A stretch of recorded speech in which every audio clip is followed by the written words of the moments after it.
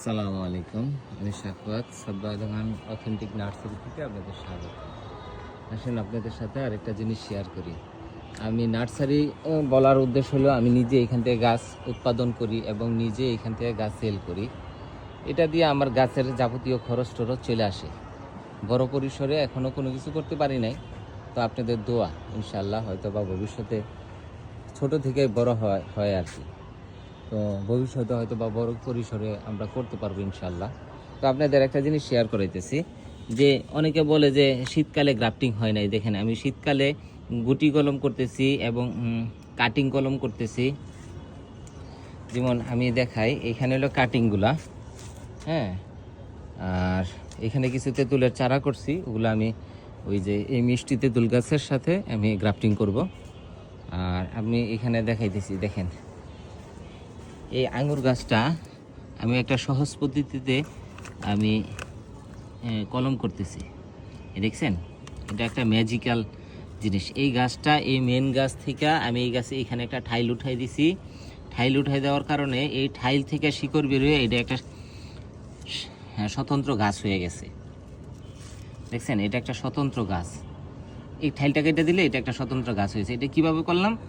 এই গাছ থেকে এইখানে ঠাইলটা রাইখা দিয়ে আঙুর গাছটা আমি এইখানে একটা আনার গাছের চারা রাইখা দিছিলাম, যাতে এইখানের থাইকা এখান থেকে শিকড় বেরোইতে পারে এবং শিকড় বেরোয় এটা স্বতন্ত্র গাছ হয়ে গেছে।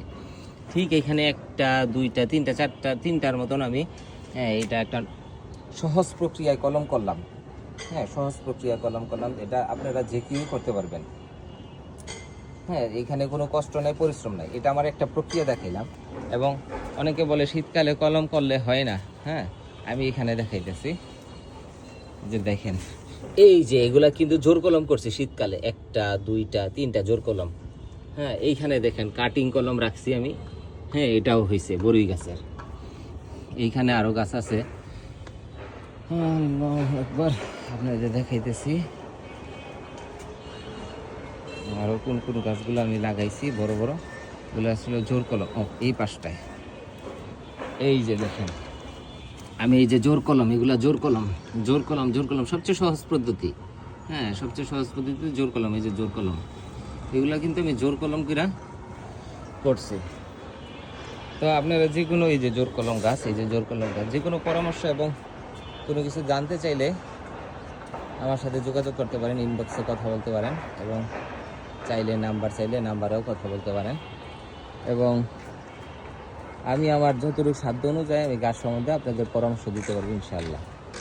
আর আমি নিজেও এখন নতুন পরামর্শ গ্রহণ করি, সবসময়ই করব, কারণ শেখার কোনো বয়স নাই, জানার কোনো বয়স নেই।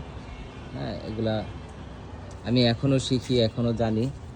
হ্যাঁ, এখন আমি একেবারে ছোট্ট থেকে শুরু করতেছি। তো আমি আরও অনেক জানতেছি। তো আপনারাও আমার সাথে আপনাদের বিষয়গুলো জানাবেন, হ্যাঁ, পরামর্শ দিবেন। আমিও যতটুকু পারি আপনাদের সাথে আমার জিনিসগুলো আপনাদের সাথে শেয়ার করব। ঠিক আছে? আসসালামু আলাইকুম। আজকে এতটুকুই, বিদায়।